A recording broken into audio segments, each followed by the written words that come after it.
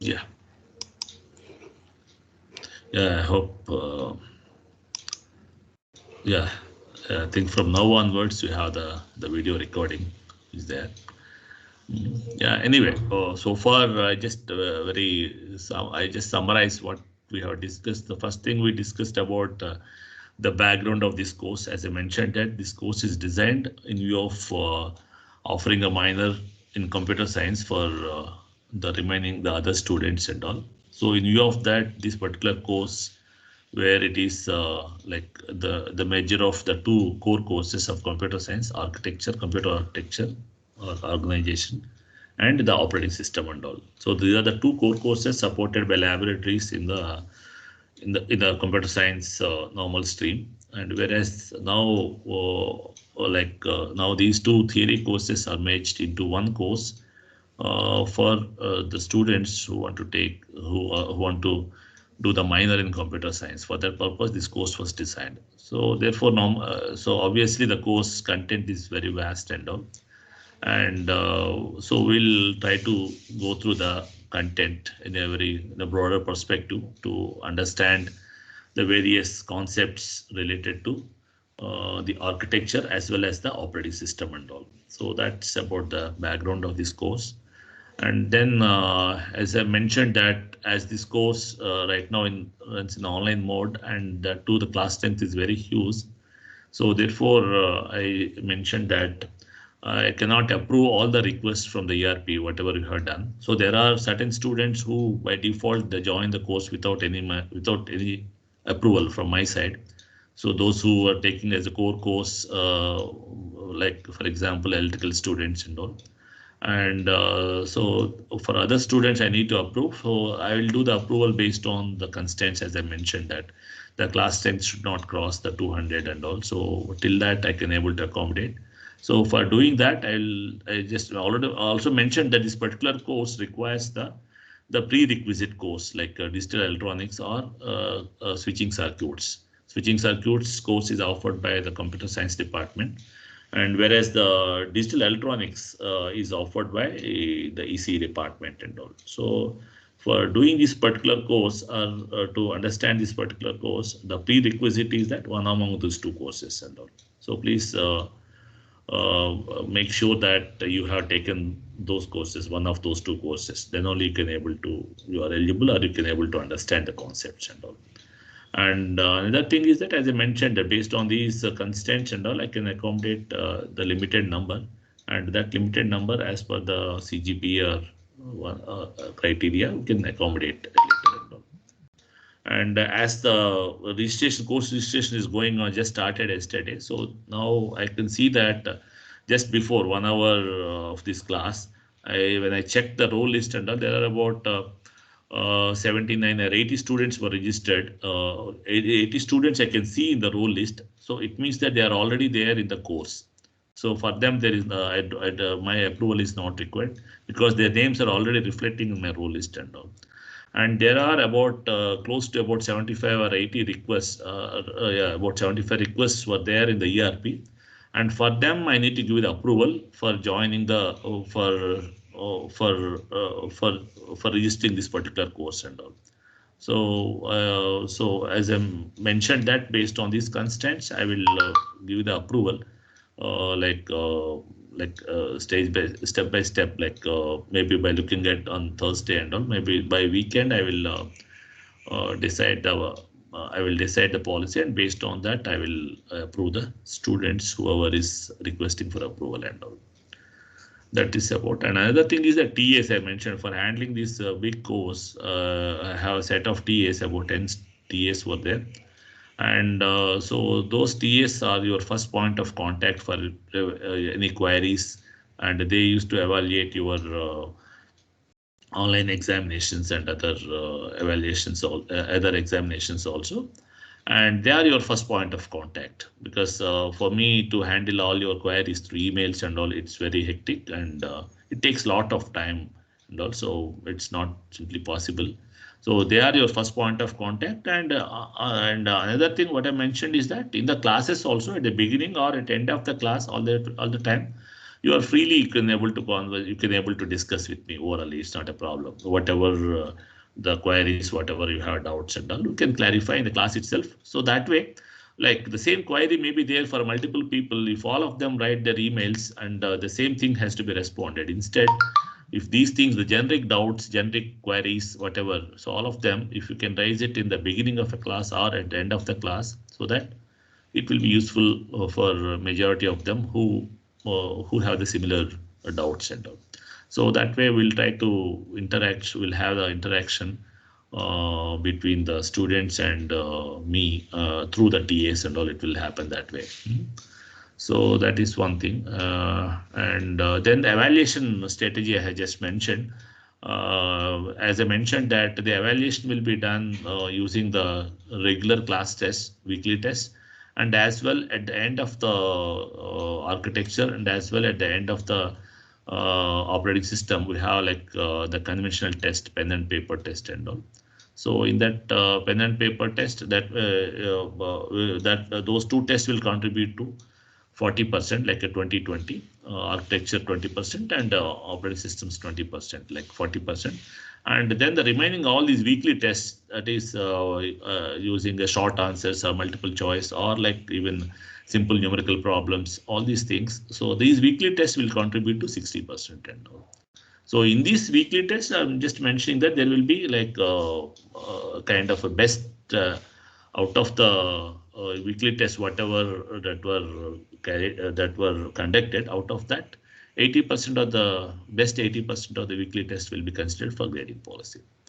And another thing I just mentioned, that it's not the absolute grading. So it's a relative grading. So therefore, you really don't worry about the marks, the absolute marks and all. So please try, give your best, and please try to avoid or think about these things, the shortcuts and these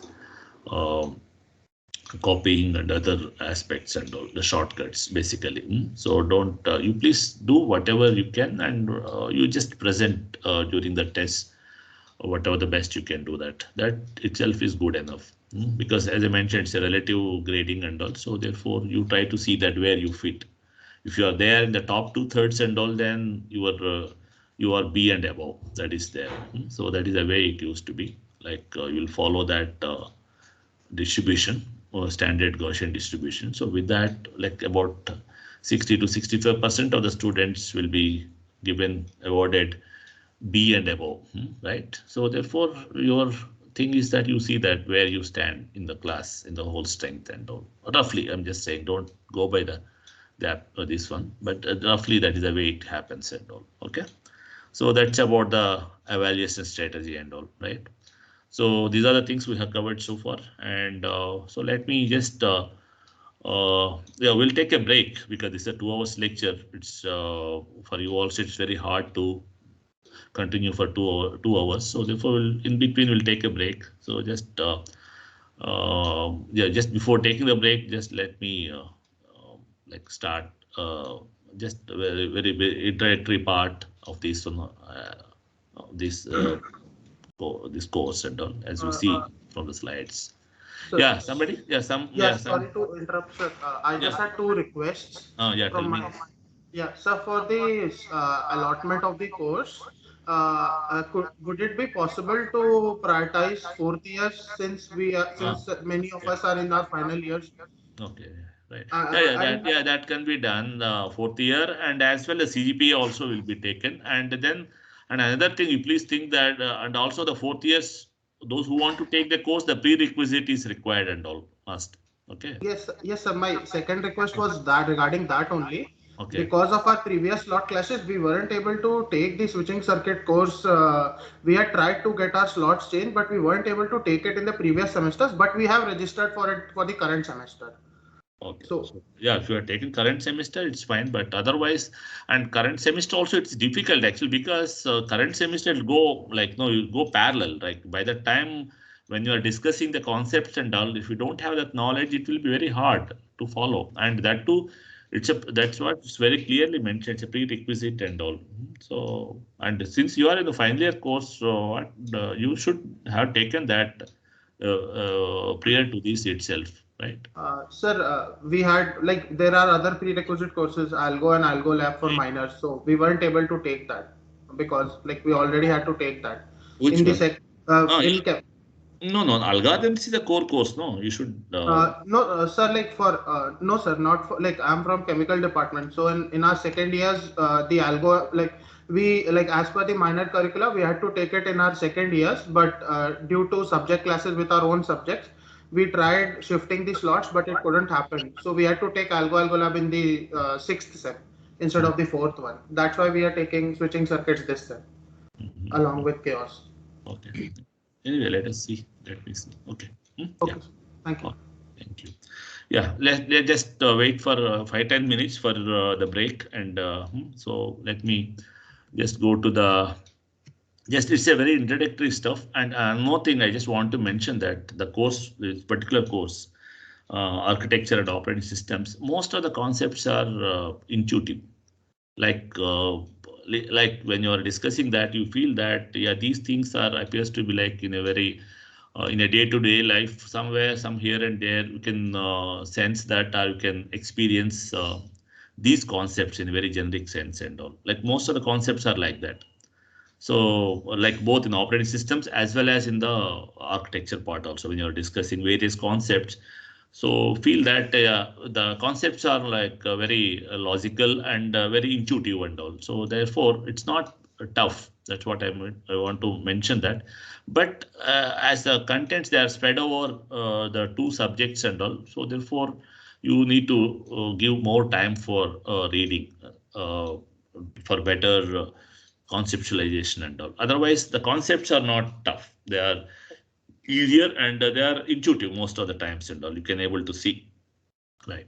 And yeah, as you are seeing that, yeah, this we are discussing this architecture and operating systems because, and as you know that this computer, the revolution, or you can say that the evolution of computers, and you can see it now in the present scenario, like everywhere you have computers, whatever you want to do, like without computer or without a usage of systems, like none of them, nothing works. Like everything, everywhere, whatever you speak, you have like computers are the integrated part of the various systems and all. So this is because of like as you see that the evaluation of the technology, both hardware and software, and due to the evaluation of this computer technology, as per the basically the Moore's law. Like Moore's law means, what it means is that actually yeah, you can see the later contents also. Like from the, like from 1960s onwards, like the integration, that means the density of these devices or the transistors in a chip, they have been doubled for every year or for every 18 months and all.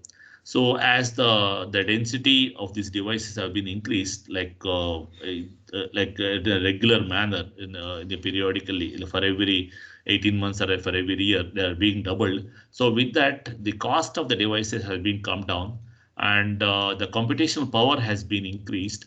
So because of that, at certain point of a time where we don't imagine certain applications, they can be carried out by using the machines and all.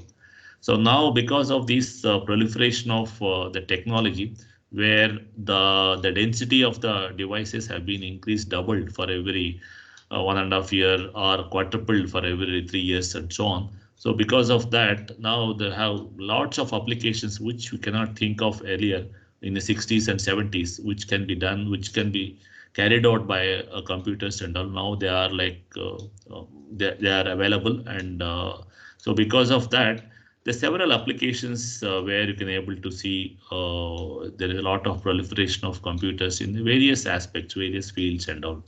So there are some of them were listed over here, like you can see the system computers in automobiles and all. So earlier in the 60s and 70s, very few automobiles may have these the computers as embedded devices and all. So now you can see most of the automobiles or cars that whatever we are using, experiencing and all, most of them have like in several aspects in several places we have a computers. We have computers are related, peripherals are there like in different aspects. For example, in case of automobiles, for example, now you can see that you have a cars without driver, you have automatic driving cars are available. So where you just think of in that, like most of the systems work with the computers only. And the fuel efficiency, you can use computer, pollution control and safety precautions. Also, you have computers inside the mobiles and so like automobiles.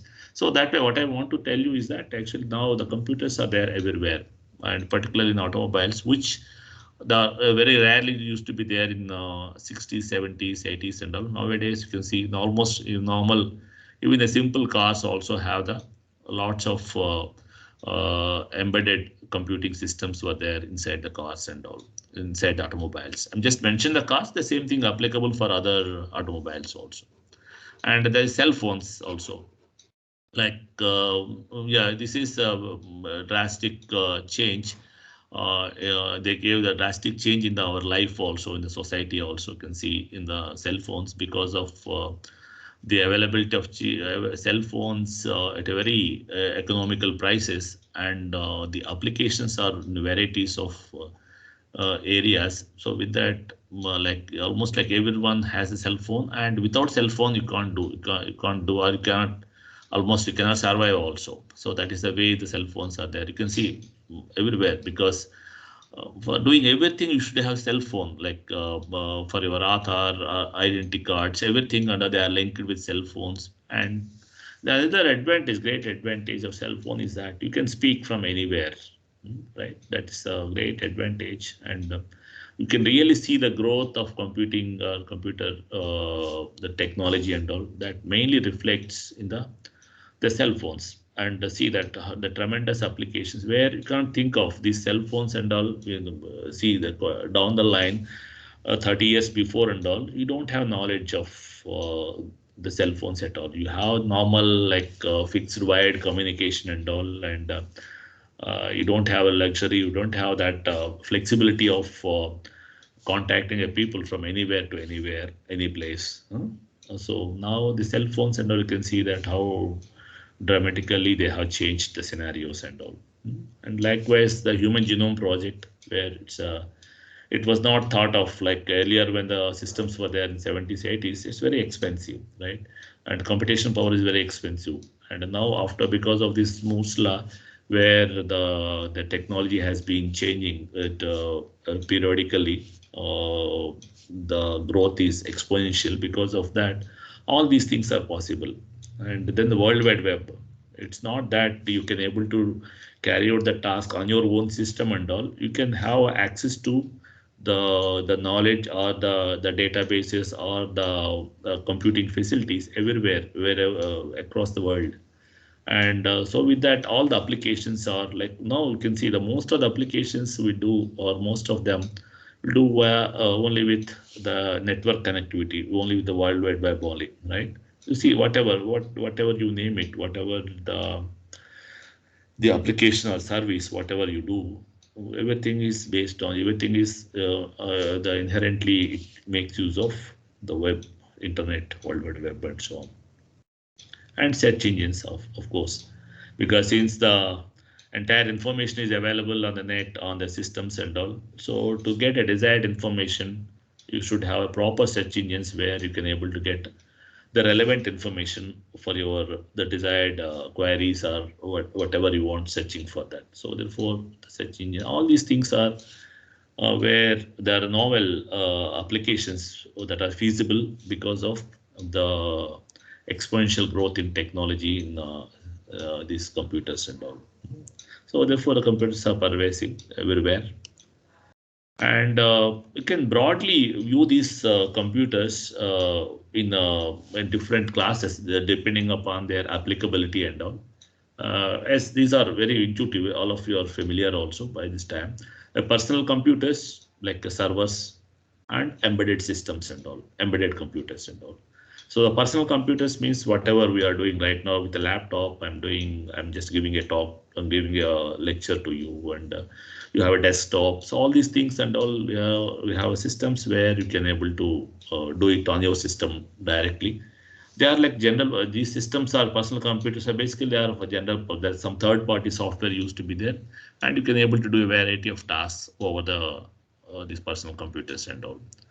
And here, while evaluating that one, the trade-off is that here the cost, because since it's a personal computer, it means that those computers should be affordable to everybody. Like they should be economical to everybody. So therefore, the cost is the main criteria, and at the same time, the performance is also, because it's a personal computer. When you're performing the task and all, you expect the outcome or the results in a very efficiently, in a very quick time, without much delay and all. So, so these are the personal computers, class of computers which are meant for a single user applications or single user task. And the other ones, the other class of computers are the servers, as you are already aware of that. So here the servers are meant for, they are basically the network based. That means we have some a computer which acts like a server, which provides certain services, and where those services will be used by the multiple users or multiple clients and all. Like for example, you have your for a simple one, your railway system was there, our IRCTC, for example. It's a server where it's a ticketing system and all, where all the clients, that means those who want to take a journey, who want to make a journey, they will book the tickets using for that using that IRCTC server and all. So it is located at one place, and where it can able to cater its services to the multiple clients and all. So that will be carried out by using a network where the different clients, different users will connect to that particular server, and then with that they can able to carry out their desired application. Like, so obviously, since the servers, they used to cater for the multiple requests, so therefore they should have a high capacity, because as the server holds a particular application, that application has to be catered to the many individual users and also therefore it should have high capacity, high bandwidth to accommodate or to provide the service to the multiple users without offering much delay and all. So therefore it should have high capacity, performance, and then reliability.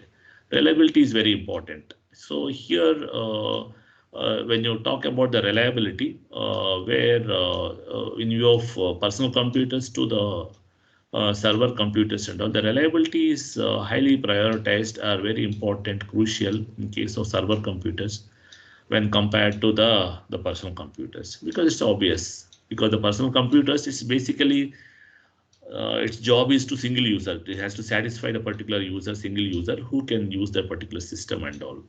And there you may compromise, or you can have some low reliability also can be taken care, can have that. Because of that, if there are any issues and all, only that particular user will be affected. Where in case of server computers, we need to ensure that the reliability should be very high and all. It means that the server computers should not fail or should not crash or should not do any errors and all, because that affects a lot of other users and all. The majority of the people are more users will affected by that. So therefore, the reliability is very much highly prioritized in case of server computers and all. And there are various ranges in servers may have a small servers where they can be used in very limited. For example, in your labs, for example, in your PDS lab, for example, you have a module server is there and all, where it can able to cater about 100 people, where you can able to see the assignment, you can able to download it, and afterwards you can able to submit the assignments. So that way it has a limited use, it has a limited, whereas certain servers and all, where it can able to cater the application to the huge number of users and all, like for example your web servers and all, so where it has to cater huge thousands of people or millions of people and all. So that way the server, the range of the server will be somewhat small to medium to the very high end servers also will be there. That depends on the application where you are using it.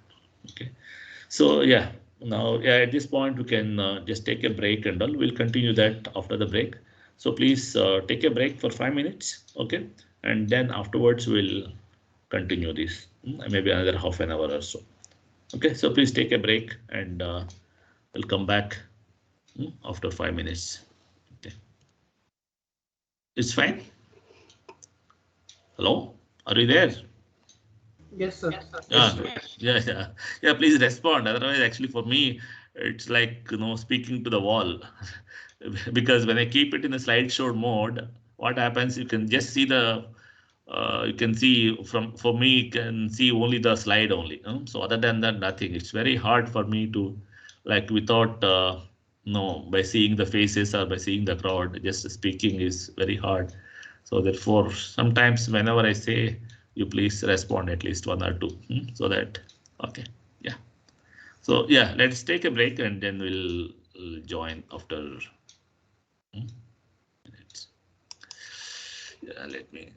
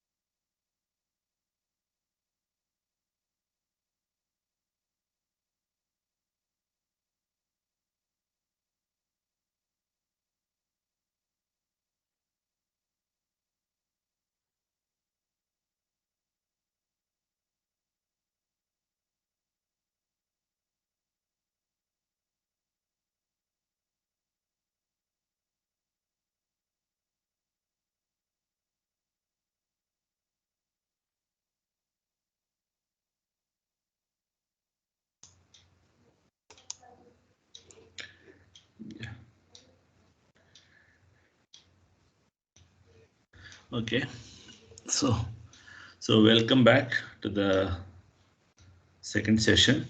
Okay, so let me yeah, it's still in the presentation mode. So let me put it in slideshow. Okay, yeah, is this slide available, right? Sorry, Yes, is sir. this slide visible to you right now? Okay, yeah, good.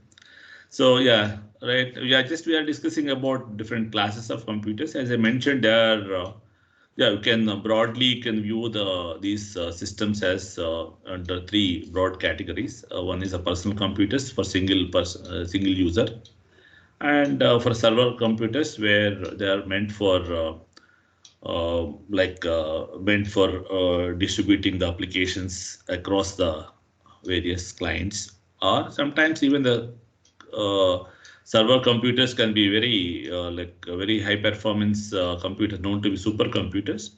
They are meant for usually for high end scientific and engineering calculations and all. So basically, the related applications are like high-end scientific and engineering calculations. Means you can imagine kind of a weather forecasting and astronomical applications and all, or a genome project. Such these they are like the data will be like very huge amount of data, and it's a data also multi-dimensional data, like for example satellite image, the images satellite data for example. So that data is very huge, and the dimension of the data is also very huge, like the number of features in that also very huge. So therefore it requires yeah, huge computational power to carry out those applications and all. So there you can use these supercomputers and all, and they are like very high end, very computational, and from the name itself, actually here they are very expensive also. But these computers are used like some specific applications and all, and when you view the overall computer market, they occupy very small fraction of the share and all. They take very small share. That is obvious. But they do only the powerful applications. Only they we use these supercomputers and all, like for specific application. Then the other ones are like the embedded computers. So the embedded computers means they appear like the components in the systems. The like for example, you have your car for example. So in your car, there are certain parts where there are some kind of some computing peripherals are used in that. Like for example, as I mentioned, like pollution control and all.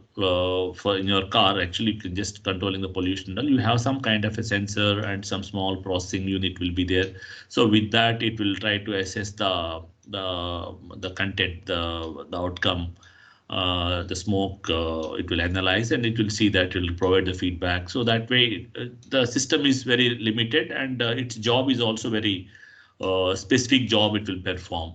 So such computers or such systems are known to be embedded computers. Like for example, in various home appliances, you are for example your music player and all, for example piano and all, computerized piano, where also it has a limited job. It has to perform the job of for this one for playing the various tunes on that. So therefore, the range or its applicability will be for a specific purpose and all.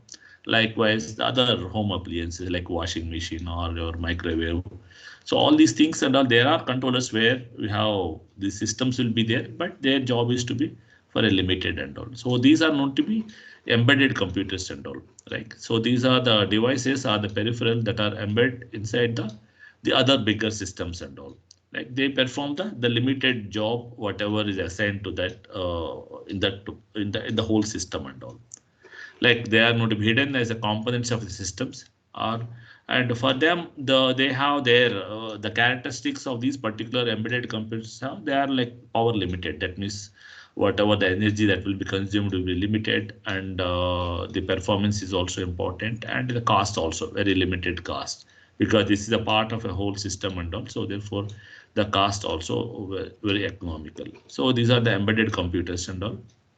and one is a personal computer. There is a general purpose one, and yeah, the embedded and general the personal computer, they are like orthogonal kind of a thing. The personal computer is like specific for they are for generic purpose where you can able to do several things on that. You can browse the net, or you can do the word processing, or you can do the spreadsheet. You can play the games. Several things you can able to do that. Whereas in the case of embedded computers and all, they are meant for a specific job or specific application. So that way, in view of carrying out the application and all, so they are kind of it's a general purpose. This is the specific job it will do. And then coming to the number of computers, or like when you try to view the number, where the embedded computers are plenty. They are numerous. They are very huge in number compared to the others, like the personal computers and other things. But we don't realize much. But there you can see at a home itself, you have various home appliances.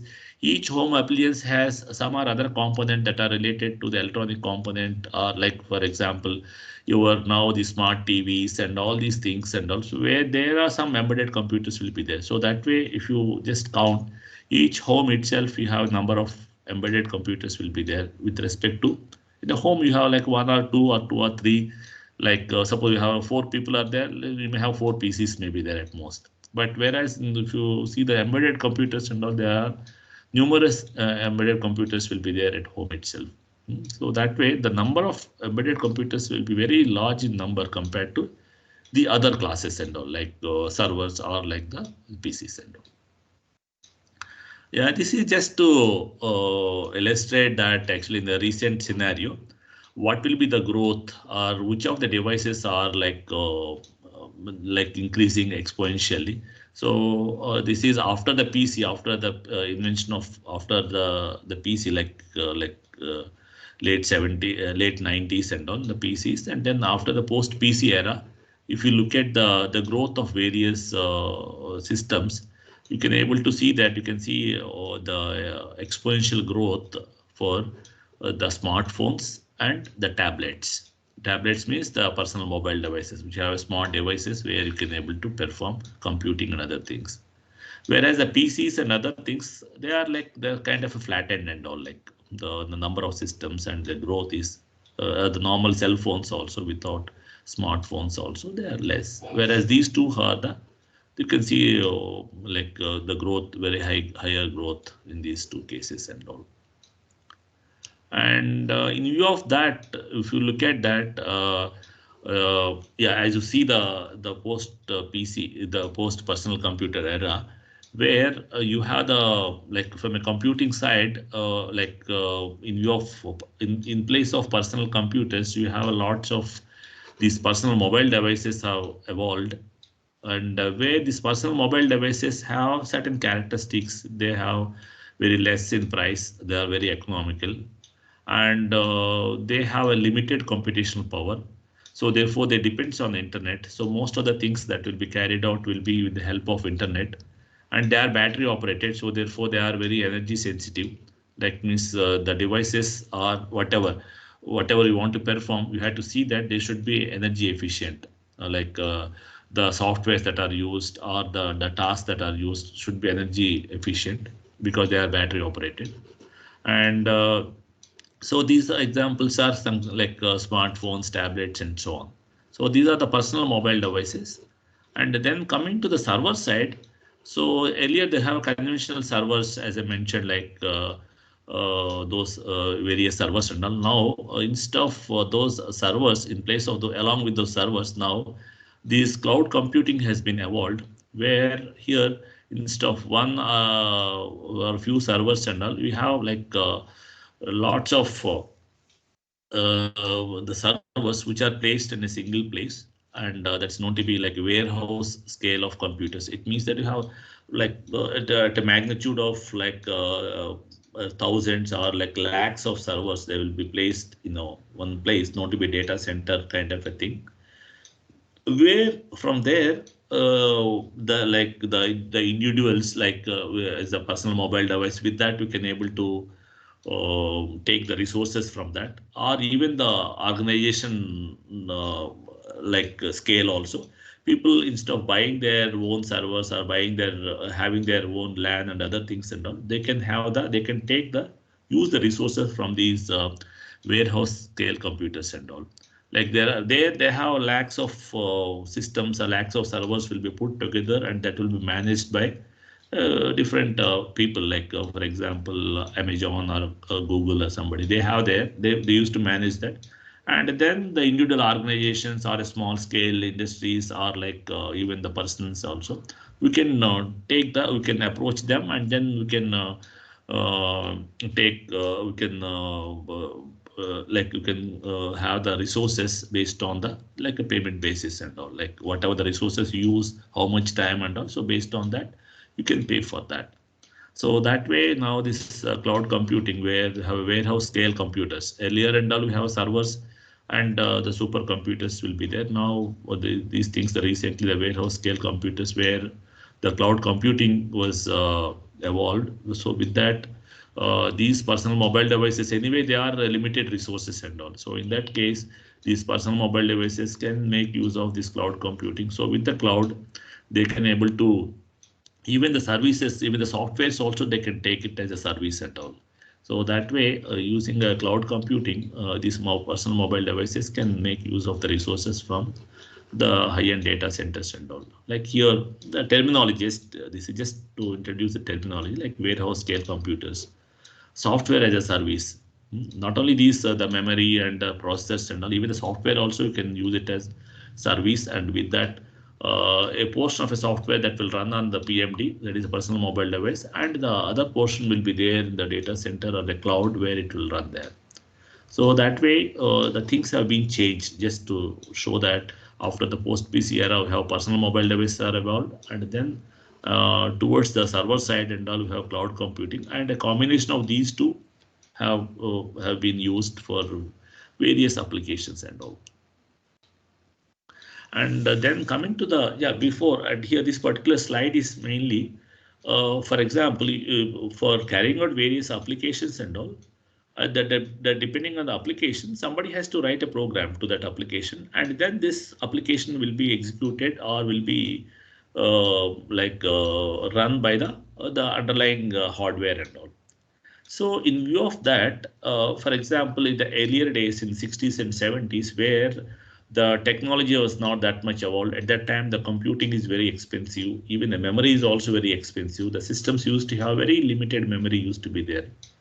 So that time the programmers has to be they are forced to write the programs in a very efficient way, which can occupy very less space. That means at that time they had to write a code with a fewer number of lines, so that the entire code can be accommodated in the memory, so that the applications will run.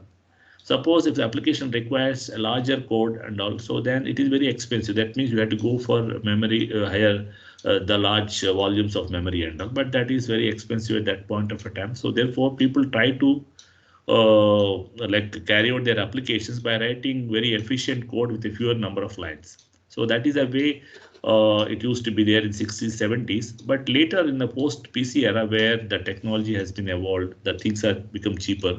It means you have a good processors are available, computing highly computing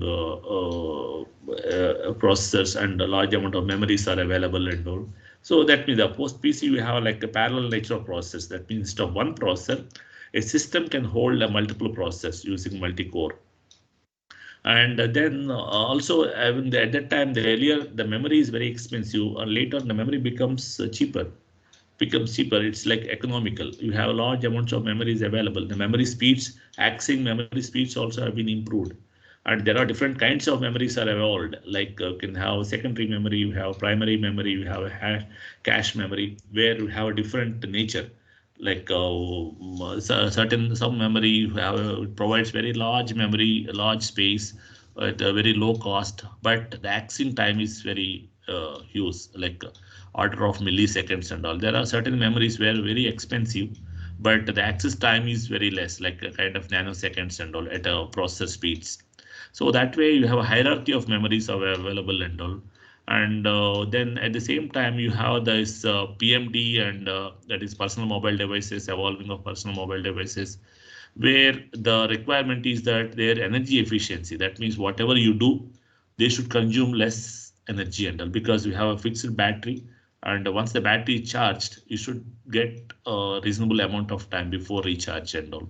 So therefore, what I want to convey here is that as the computers have been evolved, as the systems have been evolved, the programmers, when they are writing the application programs, when they are designing the programs and all, they should be aware of these things. What is there below their program? That means what is there in the computer and all, what kind of infrastructure it is there, what kind of hardware it is there, is the processor computing is very computationally efficient, there are multiple processors are available, or the memory, what kind of memory is available, less memory or faster memory. So is the application requires energy efficiency. So what I mean to say is that the programmer should have a knowledge of a computer organization. It means that what is there in a computer, what is below your program. You are writing a program, you know that you want to perform certain task. So with that visualization, you write a program. But when you're writing the program, you have to see that where this program will run, which will execute this program. So by knowing that, if you write the program, then it will be more efficient. That means you should be aware of that. What is the software below your program? That means what is the operating system, or what is the software below your program, which it can able to translate to a proper machine code where the machine can able to understand. And finally, what is the hardware under the covers of a computer? That means whatever you see a computer as a box kind of a thing, or a laptop, whatever.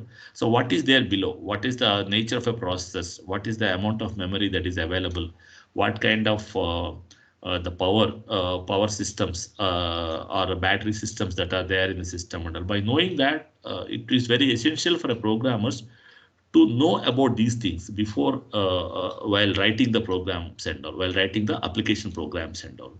So basically what I mean to say is that the programmers are, when you're writing code, when you're writing programs for any application and all, you should be aware of that, where these applications are running. That means what is the nature of computers. So all those things should be aware of that. So by knowing that, if you write, then it will be more efficient. Yeah, right.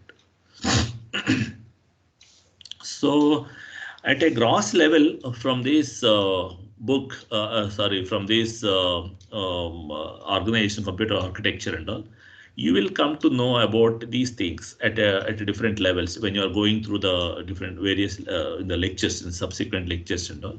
We'll try to understand these aspects. We'll try to cover these aspects to some detail and all. Like first of all, how the programs are translated into machine language. It is because you see that the applications and all that are there that need to be performed, that is at the user level. That means suppose for example, you want to perform certain, you want to write some document, for example. So for that, you need to write a program, how to enter the text and all, how it should be formatted, and how it has to be giving a different font size, whatever, like kind of a word. So what I mean to say is that you are writing a program by visualizing what the application is, but the underlying the system, the hardware that need to perform that, or that need to execute that program, it will just understand only the basic instructions, or it will perform only the basic operations. If you take any processor and all, whatever the powerful the processor will be, but it performs only the basic operations. What are those basic operations? Those basic operations are simply some arithmetic operations, or some logical operations, or some relational operations, or comparative operations, and some input operations. That means transferring the data from memory to the processor, or from a processor to the memory, or input to the memory, or output to the something like. Only these basic operations only the processor will perform. Whatever the powerful processor, even if it is in the supercomputer, whatever, the basic operations or the basic tasks that will be performed by a processor will be these simple or limited operations only: arithmetic, logical, and relational operations, and comparative operations, and the input output operations, and the memory access operations. So these are the basic operations that will be performed. But at a user level, the user will write application programs based on his thought process, right? Whatever the application that need to be performed, as per that he will first assume some algorithm, and then afterwards that algorithm will be translated into some high level language, either C or Java or whatever. And then that is the way the user will encode the application, and they will try to implement the application as a programming language in the form of a program and all. But the actual the hardware will perform, the processor will perform only the some basic operation, very limited basic operations and all. So there is a gap between these the actual the programming language, where the high level language where the user is very comfortable, because the all high level languages and all mostly like they are close to some extent to the natural language, and so that way the all the natural languages are very close to our thought process. So therefore we can able to write the programs, or we can able to translate the desired application in the form of a program easily using high level language and all, because they are somewhat close to, because the most of high level languages are close to the natural languages. Those natural languages are where we are get used to that, where we are familiar with that. So therefore it is easier for us to translate the application or the whatever the task that need to be carried out by using in the form of high level language and all. But the actual processor will perform very low level tasks, very basic primitive operations it will do. It will do just an arithmetic operations, logical and input, output, transfer, data transfer, really this minimum operations and all.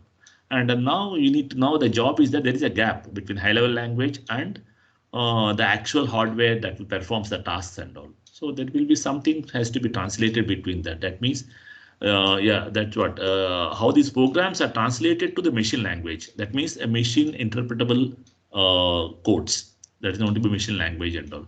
So whatever the complex the programs you write in using the high level language and all, so they have to be translated to, ultimately has to be translated to the machine language using a simple, which can be translated to very simple instructions, sequence of instructions, where the machine can able to understand and interpret and implement that. So we'll try to see that what is the translation process that will be carried out from the high level language to a machine language, and we'll see that again what is meant by machine language, all those details and all you can see subsequent slides and all. And what is this hardware and software interface? Software means, again, the software also there are different layers of software will be there. At a very high level, we have an application or user programs are there. Those are also software. And again, that software to be implemented or to be executed by the hardware, you require some middle level softwares are required and all. So, and then again, at a very bottom level, just above the hardware, what is that the basic interface between the hardware and software that used to be there? So that is the instruction set which is supported by the hardware and all that we'll see later and all. So this is the hardware software interface. What is that? And what does the program, what is meant by program performance? That means what determines the program performance. So you are writing a program, for example, and then what do you mean? How do you evaluate the performance of a program executed by the underlying hardware and all? So how do you evaluate the performance? So there are different ways to evaluate the performance that depends on the application also, like that depending upon the system also. Like for example, in case of personal computers, you evaluate the program based on the computation time or the response time. And suppose when you give a program and if you give a result, how much time that requires to give a result back from the input. So that's what that's the way we evaluate the personal computer center. That is basically the response time model. You give the task, how much time, how immediately it carries out your task will be carried out. You get the output and all. Whereas if you look at the servers and all, where the evaluation criteria or the performance evaluation is not by response time and all, because in case of servers or the other systems and all, where the output will be, it's not like they handle the multiple users and all. So they will try to see that the evaluation criteria will be like kind of like how many transactions or how much work has been carried out in the unit amount of time, or how many transactions or how many tasks have been completed in the unit amount of time, something like that. So it's a kind of a throughput is a measure where that is used at while evaluating the performance of servers and all. So that way, what I mean to say is that what determines the program performance means that depends on where you are running the program or what kind of a programs you are running. Whether it's the interactive programs, so there the performance measure is that the response time and all. And if it is a kind of the programs are written kind of a batch kind of a thing you are giving to the server means, then in that case you have to see that what is the throughput, like how much work has been carried out, or how many files have been transferred, or how many users have been served in this amount of a time and all. So that is the way the performance will be evaluated. And for enhancing this performance, what are the roles? How the software can enhance the performance? How the hardware designers or how the hardware can able to enhance the performance? So that way, both since the overall system consists of both software and hardware, so you have like you can able to enhance the performance in both from both sides, from by having a good software design and good algorithms and good translation process and all, you can able to improve the performance. And at the same time, from the hardware side also, you can able to have the better hardware implementations, or like you can have hierarchy of memories and all, like, and you can have a multiple process. You are having a single instead of single processor, so that way you can able to enhance the performance in multiple ways.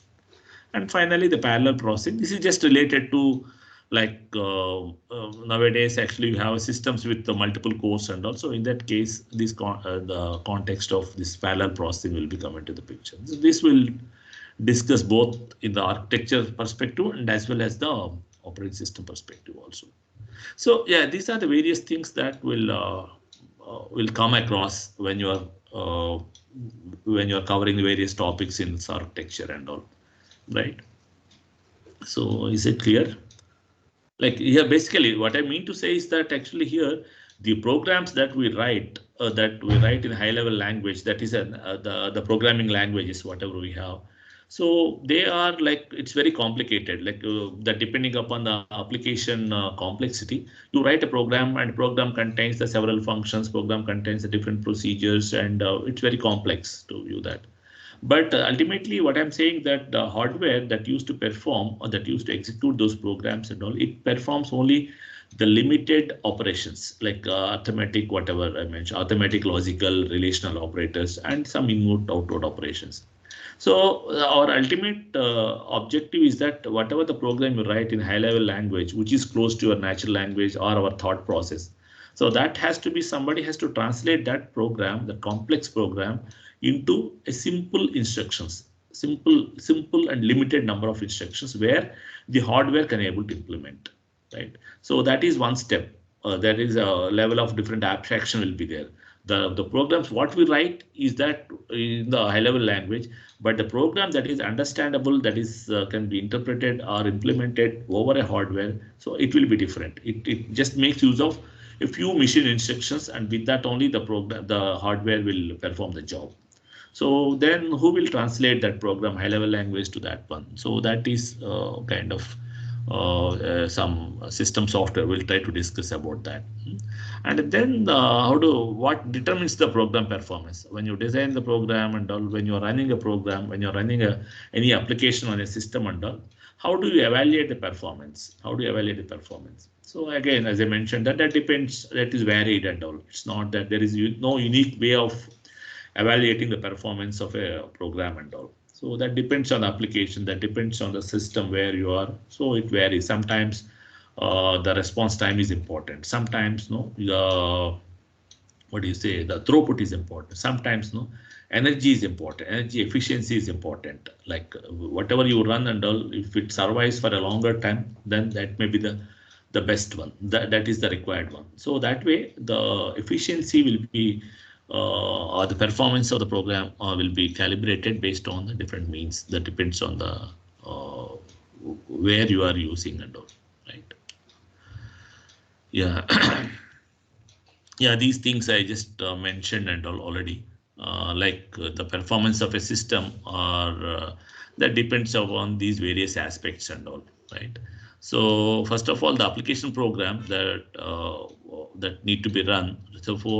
So that is a task. The application program, when you translate this the task in the form of in the actual application program in high level language. Before that, we try to devise, or we try to think, we try to generate some thought process how to solve that task and all. And that task will try to like systematically will keep that in the sequence of steps and all. So that is known to be like at a very gross level, the task execution at your mind, at a very high level, at your thought process and all. It's known to be algorithm and all.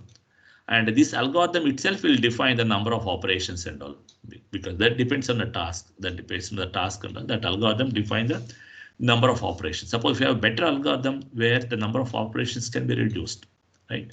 So that way the algorithm also influence the performance of a system, performance of the program and all.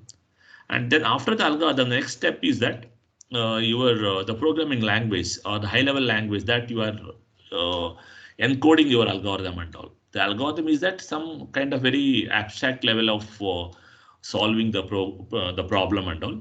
And then we use the high level language where we'll try to encode that algorithm in a very systematic way. And when you're at the encoding of or using the high level language also at that time also, you can able to carry out, you can able to also enhance the performance by effectively utilizing the commands of a high level language and all.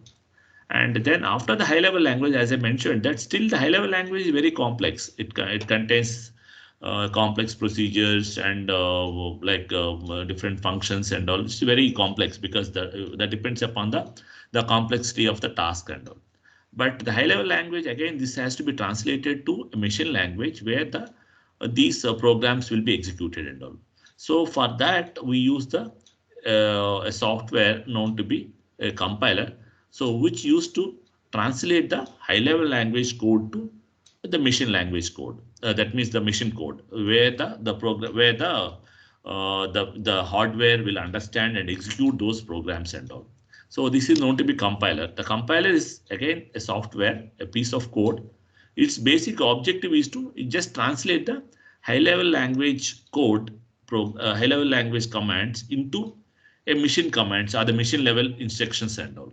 As I mentioned that the machine understands only a few commands, only the few instructions, like few operations it will perform, like addition, multiplication, division, like subtraction, like some logical operations, some relational operations, and kind of some branching, the moving and other things, are like loading the data from memory to here and like again storing the data. Some basic operations it will do, the processor and all. So whatever the task is, that the task has to be translated to the basic operations. So for that, we use the compiler and all. The compiler will translate the high level language commands to the instructions which the machine can able to understand. So this is the job of a compiler and all. And the architecture here means that the number of instructions or the set of instructions where the hardware can able to implement. The hardware can able to implement, or hardware can able to execute. So that that set of instructions are known to be the instruction set architecture, or simply the architecture and all. So that means these are the set of the instructions where the machine or the hardware can able to understand and can able to implement. And these instructions are hardly, it will be like a matter of, it's like about 100 or 200, something like that. It's just only a finite number, very small number, very small in number, right? So whatever, but in case of you look at the high level language and all, you have several varieties of commands used to be there. And simply you can have a lot of procedures will be there. Just by using one command, you can use several library functions, or you can use a procedures, several things you can able to do that. But finally, all of them has to be decoded to a machine instructions where the number of unique machine instructions will be very limited. It will be order of like 100 or less. That is the way it used to be. So that job that will be carried out by the compiler, and the compiler will translate these high level language code to the machine code. So that will be done by the compiler and all, right? Okay. And yeah, and what we are discussing here is that the performance of the program, or performance of the program, or performance of the system That depends on all these things. At an algorithmic level, you can able to contribute. You can able to design a better algorithm so that the number of computations will be reduced, so that the response time will be faster, or the task will be computed in less time, can be done in less time. And the next step is also you can able to contribute when you are designing, when you are writing a programming language. That means when the algorithm is translated into the programming language, that is high level language, when you're writing into C, you have before that your algorithm is ready. And when you're translating, translating the algorithm, or when you are when you're writing, when you are incorporating that algorithm in the form of high level language, there also you can able to do some efficient way you can able to code so that the number of computations can be reduced. And then the next step also, the compiler also. The compiler also, when you're translating this high level language code to the machine code, here also the compiler also, if it's a very efficient compiler, then it can able to reduce the number of operations and all, right? And also along with that, the compiler works between the high level language to the low level language, or the machine code. What is the machine code? Machine code is nothing but finally a set of these, I'm just saying, the less than 100 instructions and all. So here this architecture also will provide, will also have a play a role in the effect, in the performance, in when you're dictating or when you're analyzing the performance and all. So the architecture is nothing but set of instructions. Suppose if the set of instructions are simple, then the execution will be faster and all. Or otherwise, suppose the set of instructions are like somewhat complicated, then the execution will be complex. But at the same time, if the number of if you want to design the set, the instruction set has to be simpler, so in that case you need to have more instructions are required to cater the all the operations and all. Whereas if you want to make the instruction set to be complex, that means if you want to perform a complex operations, so in that case the number of instructions may be less, but each instruction will be very complicated. It takes more time and all.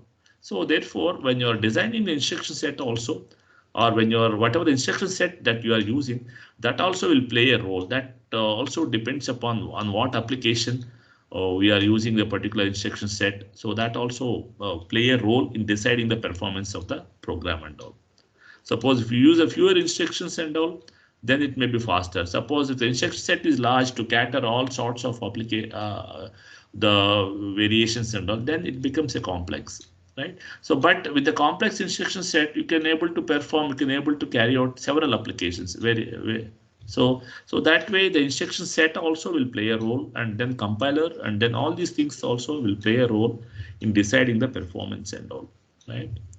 And so these are at a software level, or from the actual task till reaches to the machine instructions, till reaches to the machine instructions and all. So that way you can have in these cases also you can these are the various things that will play a role in deciding the performance. And coming to the hardware, the processor and the memory system, so they also will play a role, because if we have like highly high-end processor, for example, so in that case so the processor will perform the task faster. And suppose for example, if a processor consists of multiple cores and all, then by using a parallel means you can able to perform the task in a faster way. So the same way the memory also, and suppose by using a memory, as I mentioned that earlier the memory technology is very expensive, so therefore very limited memory will be there. Now the memory becomes economical, but still there are like different types of memories are available in the computing system and all.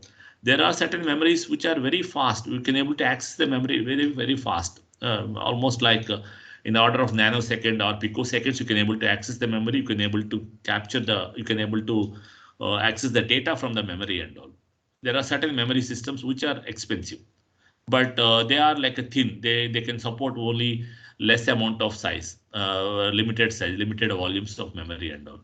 But there are other memories which can able to accommodate a huge amount of storage and all, but their access time is very large. That means in the order of milliseconds and all. You just think about the order of milliseconds versus the order of nanoseconds, or the less than a nanoseconds and all.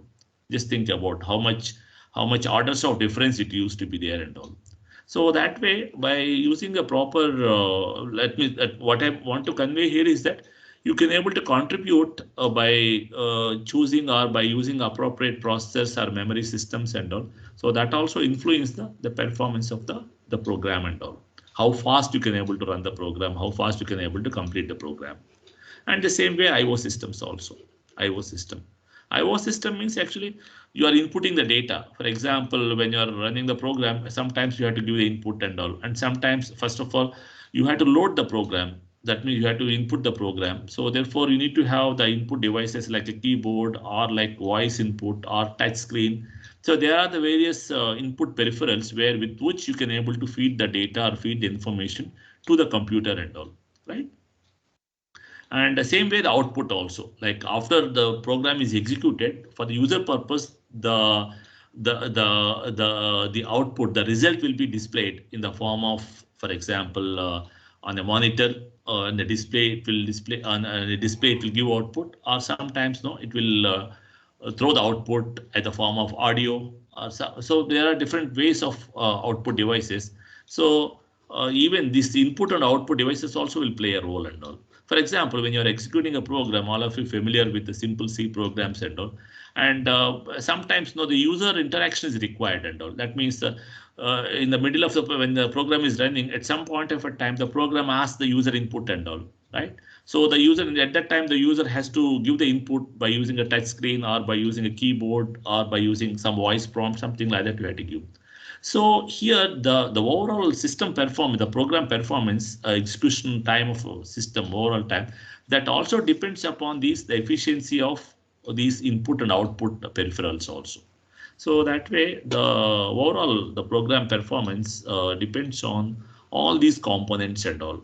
Some of them at the software side, some of them at the hardware side also. Okay, so we'll stop here at this point. Okay, and in the next class we'll continue this. Okay, so yeah, because now it's time is around 11:50. You had to go to the next the other classes 12 to 1. So I'm stopping here at this point. Okay, so we'll continue the lecture on Thursday at 8 o'clock. So please attend the 8 o'clock lecture. So even though, yeah, but please try to attend the lecture and all, because as you see that the content is very huge and all. So if you attend the lectures and all, then you can at least it registers into your mind, at least at a very broader level, what are the topics that were covered. And when you're reading the textbook and all, it will be easier for you to like proper understanding and all. So if you miss the classes, then it is hard because the content is huge, like several pages you have to read, and without any input, you can read, you can understand, it's not a problem. But if you attend the classes and all, that fetch you a lot. That's what I'm saying. So please don't miss the classes as far as possible. Okay, so yeah, I can leave. Those who have classes and all, you can leave. I'm taking the attendance. Okay. Sir, Yeah, please. sir, will the slides be? Yeah, anyway, the slide. Yeah, don't worry. These slides I can give, like I can keep on. I will place it in the course site today itself.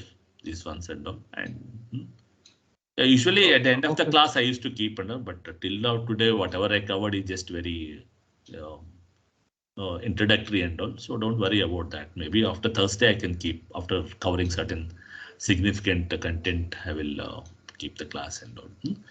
Okay, yeah.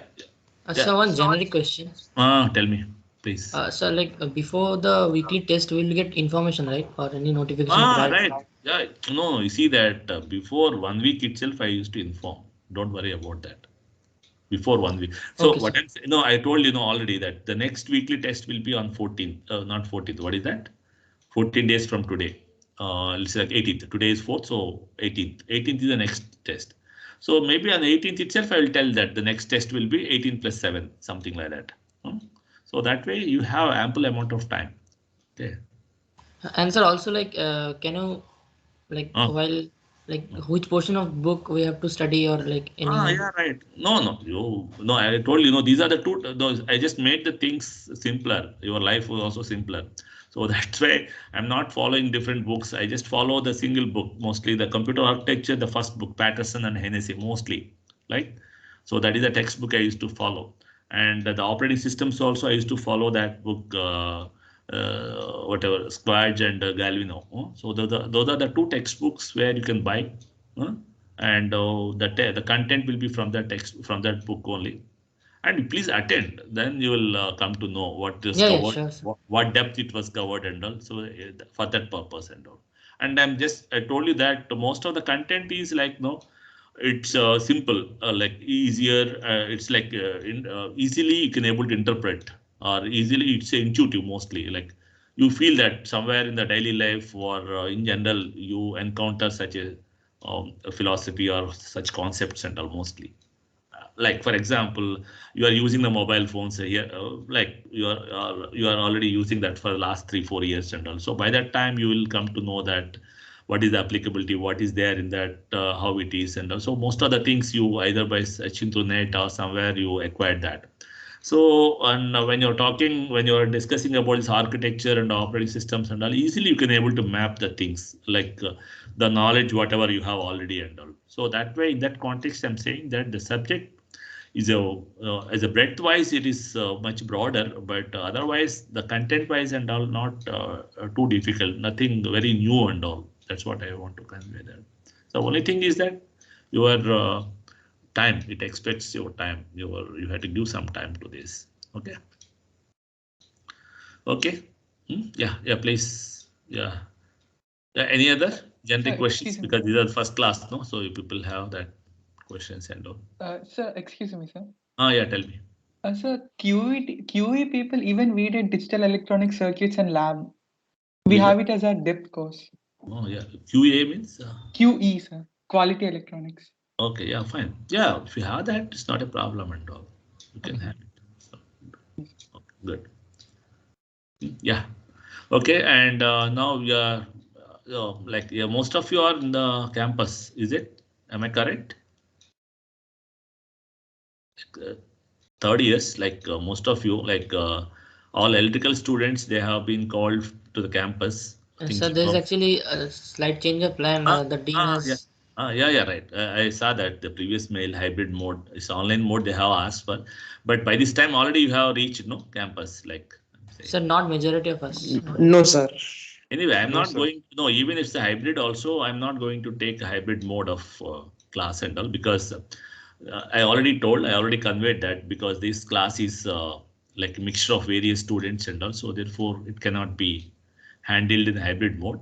And another thing is that actually accommodating these many people in a physical class is also hard. Like the existing classrooms, as per the COVID norms, if you see it will not accommodate these many students and all, right? So that way I already I already informed the department also that this will not run in hybrid mode. This will run in online mode even after the normal situation prevails also. For this semester, this is online mode completely, this particular semester, this particular course. Okay. Yeah. Okay, then I'm leaving. Okay. Yeah. Let's just stop the recording, please. Yeah, I had. Sorry. Thank you, sir. Yeah, thank you. Thank you, sir. Thank you, sir. Thank you, sir. Thank you, sir.